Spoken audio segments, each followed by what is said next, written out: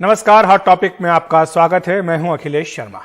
मैनपुरी की करहल सीट पर लड़ाई अब बेहद दिलचस्प हो गई है, जहां आज समाजवादी पार्टी के प्रमुख अखिलेश यादव ने करहल सीट से अपना पर्चा दाखिल किया, तो वहीं बीजेपी ने भी एक चौंकाने वाला फैसला करते हुए आगरा से सांसद और केंद्रीय मंत्री एसपी सिंह बघेल को चुनाव मैदान में उतार दिया। उन्होंने अखिलेश यादव के खिलाफ उम्मीदवार बनाए जाने पर खुशी जताई और समाजवादी पार्टी पर हमला भी बोला।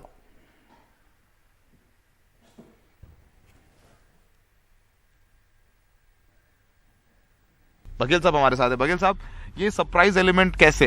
ऐसे नहीं लग रहा कि अखिलेश यादव को कहीं से पता चल गया कि मैं करहल लड़ रहा हूँ, तो करहल बचाने के लिए वो चुनाव लड़ने आए? हाँ, नहीं सर, ये तो नहीं था, बिल्कुल कहीं कोई चर्चा नहीं। बघेल साहब, कब बताया पार्टी ने कि चुनाव लड़ना है आपको? सरप्राइज का युद्ध के मैदान में बड़ा महत्व होता है, ऐसा मैंने मैकियावेली को पढ़ा। हाँ। तो पार्टी ने सरप्राइज दिया। पार्टी ने सरप्राइज दिया। सर, अब ये बहुत इंपॉर्टेंट सीट हो गई, आप लड़ रहे हैं अखिलेश यादव के सामने, कैसे देखते हैं इस कॉन्टेस्ट को? जो लोग कुछ सीटों को अपनी पुश्तैनी, बपौती, खानदानी, गढ़, किला कहते हैं, वो लोकतंत्र में भारत की गरीब जनता का बहुत बड़ा अपमान करते हैं। मैंने बदायूं के गढ़ को गिरते हुए देखा है, मैंने कन्नौज के गढ़ को गिरते हुए देखा, मैंने फिरोजाबाद के गढ़ को 2 बार गिरते हुए देखा है। तो ये भारत की जनता है, ये वोट की चोट अच्छे सहन नहीं कर पाए हैं। पूरी, आप चूंकि इतने कई बार सांसद रहे, सर आप समाजवादी पार्टी में भी रहे हैं, वहां से भी मेंबर ऑफ पार्लियामेंट रहे हैं, आप उनको भी जानते हैं और बीजेपी में भी काम करके देखा है। जब आज आपको पार्टी ने बताया कि बघेल साहब आपको यहाँ से लड़ना है, तो पहली चीज आज बताया, कल बताया, सर सस्पेंस तो इसी का ही है। नहीं, जब भी बताया बहुत अच्छा लगा कि दुनिया की सबसे बड़ी पार्टी जो भारतीय जनता पार्टी है, जो लोग अपनी को किला, गढ़ और क्या क्या कह रहे हैं, पुश्तैनी, खानदानी, अजय, वहां पर लड़ाया जा रहा है, ये बड़ी गौरव अच्छा रहा। और जब पार्टी आप पर दांव लगाए तो कभी पीठ नहीं दिखानी चाहिए, छाती अड़ाकर चुनाव लड़ना चाहिए। जैसे मैं 2009 में अखिलेश के सामने फिरोजाबाद लड़ा, फिर डिम्पल यादव से फिरोजाबाद लड़ा, फिर अक्षय यादव से फिरोजाबाद लड़ा। तो ये पार्टी अगर विश्वास करती है तो फिर जान लगा देनी चाहिए। अंग्रेजी में जैसे कहा था ना कि ये राइवलरी पुरानी है, मतलब पॉलिटिकल राइवलरी, एक राजनीतिक दुश्मन की बात है कि मेरे दल ने मुझे उनके सामने लड़ने लायक समझा, फिर उनकी पत्नी के सामने, फिर बीजेपी में 6 साल में राज्यसभा के लिए था, 3 साल की राज्यसभा मोदी जी से प्रभावित होकर, अमित शाह जी से प्रभावित होकर 3 साल की राज्यसभा को छोड़ करके लोकसभा लड़ा हूं, वो भी फिरोजाबाद। तो ये देखिए, ये दल बदल नहीं था। बेरोजगारी एक बड़ा मुद्दा है, किसान आंदोलन खत्म हुआ है, इन चीजों को कैसे देखते हैं, इन चीजों को कैसे काउंटर करें? रोजगारी, एक बेरोजगारी बड़ा मुद्दा है। सरकार में जिस चपरासी से लेकर अगर कोई सिविल है तो बिना मुख्यमंत्री और प्रधानमंत्री और मंत्री की सूची के बिना जीते हैं। हम लोगों ने नॉन गजेटेड में नौकरियां समाप्त कर दी हैं, रिटन टेस्ट होता है और वो क्या नाम, कंप्यूटर कॉपीज आता है, चेयरमैन के हाथ काट दिए। ठीक है, thank you sir, thank you. इसी करहल में जातियों के अनुसार पुलिस के सिपाही की सूची दी जाती थी, तो और मेरिट वाले बच्चे रह जाते थे। तो आप करहल की जनता से क्या कहेंगे कि आप आए हैं अखिलेश यादव के सामने, पोल पिच क्या होगी आपकी? मैं करहल की जनता से निवेदन करना चाहूँगा कि यहाँ पर विकास के लिए आए हैं और जो शोषण उत्पीड़न होता था, गुंडागर्दी होती थी, वो दूर रहेगी, निर्भय होकर लोग राज करें, अब सही मामले में वो आज़ाद हों। आपको बता दें कि जब मुलायम सिंह यादव मुख्यमंत्री थे, तब एसपीएस बघेल कभी उनके सुरक्षा गार्ड भी हुआ करते थे। बाद में समाजवादी पार्टी ने उन्हें लोकसभा का टिकट दिया। 3 बार लगातार वो सपा के टिकट पर लोकसभा के सांसद रहे। बाद में बीएसपी में गए और तब उन्हें राज्यसभा बीएसपी की ओर से भेजा गया। 2014 में वो बीजेपी में शामिल हुए थे। उधर पर्चा भरने के बाद अखिलेश यादव ने कहा कि इस बार यूपी की जनता ऐतिहासिक परिणाम देने जा रही है। पर अच्छे मतों से और ऐतिहासिक परिणाम यहाँ की जनता देगी। उत्तर प्रदेश का चुनाव देश का चुनाव हो रहा है। ऐतिहासिक परिवर्तन के साथ साथ उत्तर प्रदेश खुशहाली के रास्ते पर जाएगा। लगातार जो लोग नकारात्मक राजनीति कर रहे हैं, लगातार जिन लोगों की राजनीति की दिशा दूसरी है, उसको यहाँ की जनता सबक सिखाने का काम करेगी।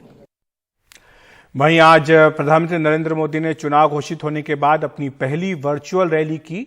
इस रैली में उन्होंने अखिलेश यादव पर निशाना साधा। उन्होंने कहा कि बदनीति से भरी रही थी अखिलेश की सरकार, रियल एस्टेट माफिया और भ्रष्टाचार का गठबंधन करा दिया गया था, लोगों का घरों का सपना छीन लिया गया था। एनसीआर के लोगों की जीवन भर की पूंजी चली गई। 2017 के पहले कागजी परियोजनाएं हुआ करती थी, योजनाओं को जबरन खींचा जाता था, परियोजनाओं को दोहना जरूरी था। ये नकली समाजवादी हैं।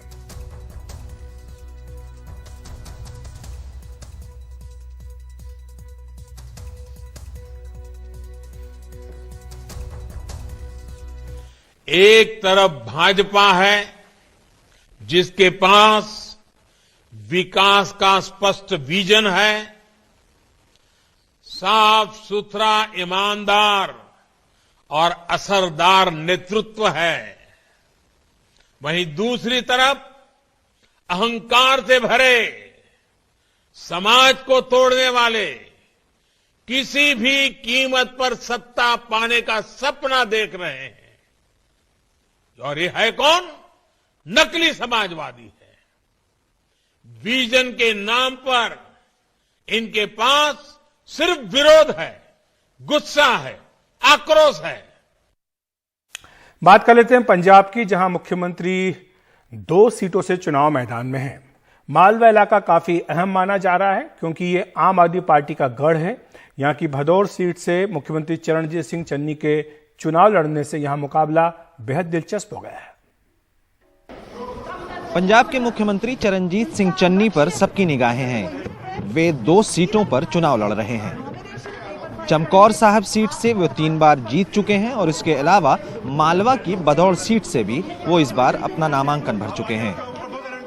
मैं सदामा बन के आया, मालवे वाले कृष्ण बन के सामण गए ते असीं बड़ी भारी जीत पूरे मालवे चो लवांगे। दरअसल पंजाब की राजनीति में मालवा क्षेत्र की अलग अहमियत है। मालवा क्षेत्र में पंजाब की 69 सीटें आती हैं। मालवा क्षेत्र में आम आदमी पार्टी मजबूत है, यहां से उसके 18 विधायक हैं।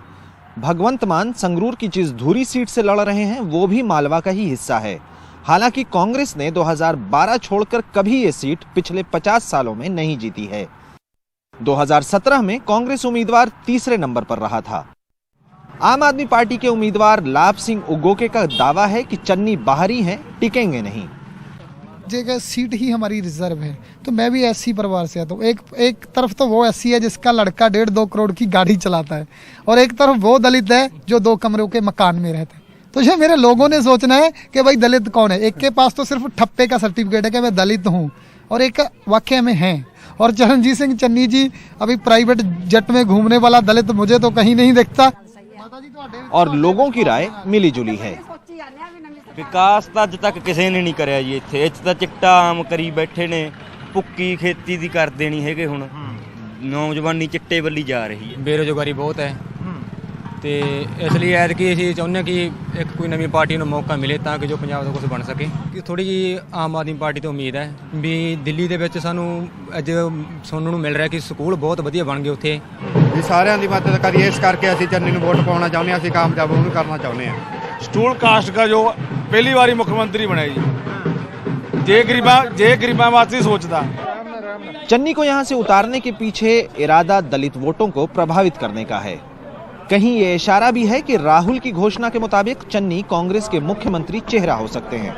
वैसे इस सीट से एक मुख्यमंत्री सुरजीत सिंह बरनाला विधानसभा तो जा ही चुके हैं।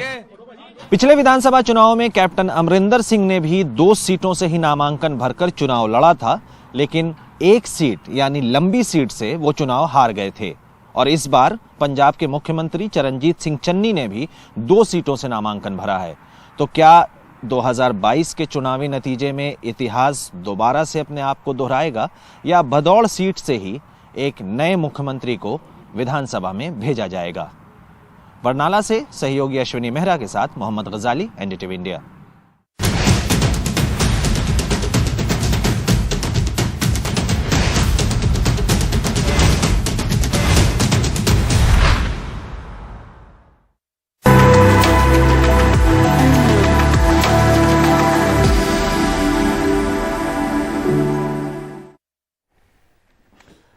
संसद के केंद्रीय कक्ष में राष्ट्रपति रामनाथ कोविंद के अभिभाषण के साथ आज से संसद का बजट सत्र शुरू हो गया। राष्ट्रपति ने सरकार की अलग अलग योजनाओं का जिक्र करते हुए बताया कि किस तरह सरकारी योजनाओं का लाभ जनता को मिला है। उज्जवल भविष्य के लिए असीम विश्वास पैदा करती है। इसी विश्वास के साथ आज संसद के समवेत सत्र में आज संसद में पेश किए गए आर्थिक सर्वेक्षण में कल देश के बजट पेश होने से पहले सरकार ने सर्वे रखा, जिसके अनुसार मौजूदा वित्तीय वर्ष में जीडीपी की विकास दर 9.2% रहने की उम्मीद जताई गई है। अगले साल जीडीपी में 8 से 8.5% तक की बढ़ोतरी का अनुमान रखा गया है। हालांकि नौकरियों के मामले पर जब सवाल पूछा गया तो साफ जवाब नहीं मिला।